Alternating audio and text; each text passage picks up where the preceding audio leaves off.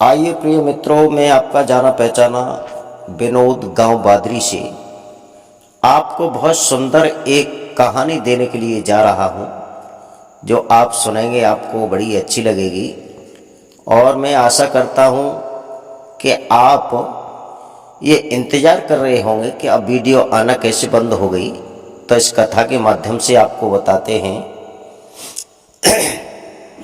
बहुत सुंदर बड़े पराक्रमी योद्धा पैदा हुए थे, जिनका नाम है हरणाक्ष और हरणाकश्यप। हरणाकश्यप के वंश में एक महान भक्त पैदा हुआ, जिसका नाम था प्रहलाद। अब प्रहलाद ने पिता के कहने पर बहुत कुछ नहीं माना अपने पिता की बात को। जब पिता की बात को नहीं माना, बार बार कहता था, हरणाकश्यप, ए पुत्र, तुम जानते नहीं हो तुम्हारे चाचा को वध कर दिया है उस विष्णु ने, और विष्णु से लड़ने के लिए मैं तत्पर तैयार हूँ। और मैं सोचता हूँ कि आप भी बड़े हो जाएंगे तो दोनों जने लड़ेंगे, क्योंकि तुम्हारे चाचा मेरे अनुज भ्राता का वध कर दिया है, हरणाक्ष का, तो उससे बदला लेना है, लेकिन तुम उसका नाम मत लो। लेकिन प्रहलाद नहीं माने। क्यों? बताते लोग कि कमल तो कीचड़ में भी खिलता है। जब वो नहीं मानते, उनके लिए साथ में बहुत कुछ कह दिया, लेकिन यहाँ की कथा यहाँ छोड़ते हैं, आगे के लिए चलते हैं। प्रहलाद के ही वंश में प्रहलाद के एक बेटा पैदा हुए, जिनका नाम था बहरोचन। और बहरोचन के एक पुत्र पैदा हुए, जिनका नाम था राजा बलि। राजा बलि की कहानी की तरफ मोड़ देते हैं। और राजा बलि कैसे थे? जो हरणाकश्यप के परपोते थे, यानी नाती। और अब राजा बलि ने एक दिन ठाना कि मैं इंद्र का इंद्रासन कैसे जीत सकता हूँ। अपने गुरु शुक्राचार्य को बुलाया और पूछा, गुरुदेव, तने कृपा करके ये बताइए कि मैं इंद्रासन का अधिकारी कैसे बन सकता हूँ? इस अमरावती पे मेरा अधिकार कैसे हो सकता है? शुक्राचार्य कहने लगे, अगर तुम्हें इंद्र का इंद्रासन चाहिए, अगर तुम्हें इच्छा है, तो आपको एक काम करना पड़ेगा। राजा बलि कहने लगे, कौन सा काम करना पड़ेगा महाराज? गुरुदेव, मुझे वही मार्ग बताइए, मेरा मार्ग दर्शन कीजिए। क्या मैं कौन सा काम करूं तो मुझे इंद्र का इंद्रासन मिल जाएगा? भक्तों, मैं आपको एक बात बताऊं, जैसे हमारे देश में लोकतंत्र चल रहा है, प्रजातंत्र चल रहा है, जो लोकतंत्र है, जिसका वोट ज़्यादा पड़ जाते हैं वही प्रधानमंत्री, वही मुख्यमंत्री हो जाता है। ऐसे ही इंद्र का हिसाब था। इंद्र माँ के पेट से जन्म नहीं लेता, पैदाइशी इंद्र कोई नहीं होता। वो 100 यज्ञ, 1 से 1 यज्ञ निर्विघ्न पूर्ण कर लेता है, जिसमें विघ्न नहीं पड़ता है। वो इंद्र के इंद्रासन का अधिकारी हो जाता है, वो इंद्र बन जाता है। जी, जरूरी नहीं है कि वो इंद्र रहे। जो इंद्र ज्यादा पुण्य का खाता, ज्यादा पुण्य इकट्ठा हो जाता है, उसे प्रभु उस इंद्र के इंद्रासन को उसे ही दे देते हैं। कई बार भगवान कन्हैया ने कुंती से कहा, अगर बुआ तुम चाहो तो तुम्हें इंद्र का इंद्रासन दे दूं, तुम चाहो स्वर्ग में भेज दूं, तुम चाहो तो बैकुंठ में भेज दूं। कई बार भोलेनाथ ने भी अपने भक्तों से कई बार कहा है, अगर तुम इंद्र के इंद्रासन को मांगोगे तो मैं उसे भी प्रदान कर दूंगा, उसे दे दूंगा तुम्हें। तो भक्तों, इंद्र इसलिए घबराता था कि मृतलोक में कोई अगर ज्यादा यज्ञ हवन करेगा तो हमारे के इंद्रासन को न ले ले, यानी मेरी गद्दी को न ले ले, अमरावती का कोई शासन न ले ले। इसलिए बार बार इंद्र का इंद्रासन कहते, लोग कहानी में कहते हैं कि इंद्र का इंद्रासन हिलने लगा, इंद्र की गद्दी हिलने लगी, तो इसी वजह से हिलती थी। तो मैं आपको शॉर्ट में यही बता देता हूं कि जिसके पुण्य का खाता होता है, ज्यादा तपस्याएं कर लेता है, ज्यादा भजन कर लेता है, ज्यादा यज्ञ हवन कर लेता है, ज्यादा ध्यान मगन रहता है, वो इंद्र के इंद्रासन का अधिकारी हो जाता है। तो जब शुक्राचार्य को पूछा कि गुरुदेव ऐसी कौन सी युक्ति है जिससे मैं इंद्र के इंद्रासन को ले सकता हूँ। शुक्राचार्य ने कह दिया, अगर तुम्हें इंद्र के इंद्रासन को लेना चाहते हो, अमरावती पर शासन करना चाहते हो, तो आपको एक काम करना पड़ेगा। राजा बलि कहने लगे, क्या करना पड़ेगा प्रभु?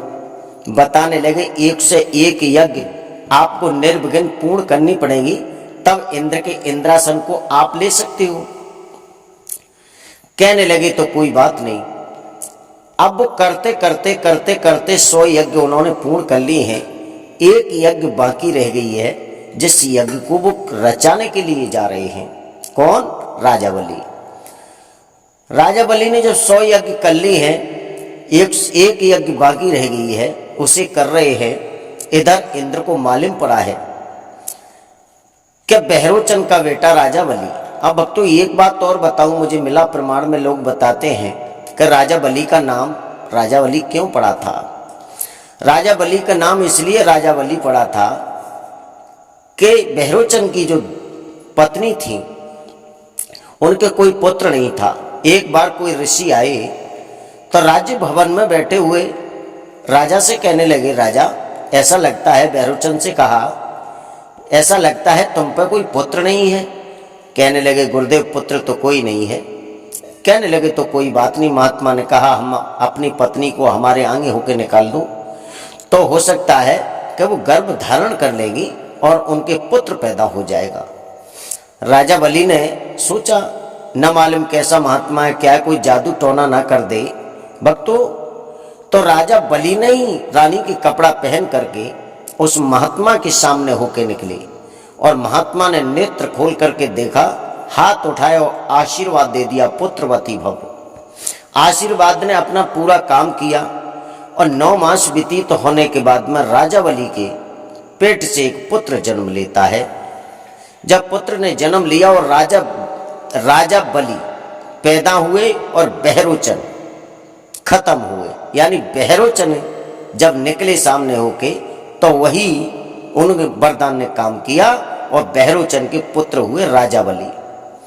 राजा बलि जिस समय पैदा हुए थे और बहरोचन खत्म हो गए तो वहाँ की नारियां धिक्कारने लगी कि जब बेटा पैदा हुआ है, पैदा होते ही बल ले ली इसने, अपने पिता को खा लिया, अपने पिता को मार दिया, ये कैसा पुत्र है। तो उसका नाम बलि पड़ गया। तब राजा बलि का नाम बलि पड़ा था। अब राजा बलि यज्ञ कर रहे हैं, इंद्र को मालूम पड़ा है कि ये कि यज्ञ होने जा रही है, अगर यज्ञ निर्विघ्न पूर्ण हो गई तो मेरे इंद्रासन को वो ले लेगा, मैं अलग हट जाऊंगा, फिर मैं कहाँ जाऊंगा। समस्त देवताओं को लेकर के और राजा इंद्र पहुंचे हैं क्षीर सागर में भगवान विष्णु के पास में। विष्णु से जाकर के कहने लगे, महाराज बड़ा अनर्थ होने के लिए जा रहा है। विष्णु कहने लगे, क्या अनर्थ होने जा रहा है? भगवान जब कमलेश ने कहा है कि क्या अनर्थ होने के लिए जा रहा है, तो उन्होंने बताया अनर्थ ये होने के लिए जा रहा है कि मृतलोक का कीड़ा और शुद्ध सीढ़ियों पर दांत जमाए हुए हैं, अगर किसी तरीका से इस यज्ञ को पूर्ण कर लेगा तो मेरा तो इंद्रासन चला जाएगा महाराज, और जितने समस्त देवताएं सबन को मार डालेगा वो। राजा बलि कहने लगे, राजा बलि की जब बताया, उस भगवान कमलेश ने पूछा कौन है वो जो इस तरह से यज्ञ रचा रहा है। बताने लगे, वो है राजा बलि। एकदम कहा, जब कोई यज्ञ हवन पूजन करता है तो इंद्र तुम्हें क्या परेशानी होती है, क्या तुम्हें मुसीबत आती है? इंद्र कहने लगे, मुसीबत तो कोई नहीं आती महाराज, लेकिन बात यह है कि अगर उसने बिना विघ्न के यज्ञ पूर्ण कर ली तो मेरा इंद्रासन चला जाएगा। कहने लगे, तुम चिंता मत करो। बताने लगे भगवान कमलेश, गंगा की बढ़ती धारा में बांधनी न बांधी जाएगी और चाल अगर चल जाएगी तो चाल बदल दी जाएगी। आप चिंता मत करो।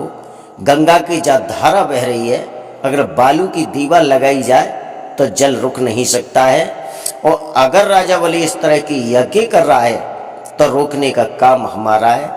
जरा तुम घबराओ मती, अब मैं जाता हूं और राजा बलि की यज्ञ का विध्वंस कर दूंगा, उसे डिगा दूंगा। वहां से राजा इंद्र तो वापस आ जाते हैं अमरावती के लिए। और इधर भगवान कमलेश ने जैसे ही करवट बदला तब 52 अंगुल में बदल जाते हैं, यानी 52 अंगुल का शरीर धारण करते हैं। 52 अंगुल का छोटा सा कमंडल हाथ में है, छोटी सी छतरी हाथ में सर के ऊपर है, एक हाथ में छोटा सा सोटा है और लंगोटी लगाए हुए वो बहुत सुंदर बहुमूर्ति नजर आ रही है।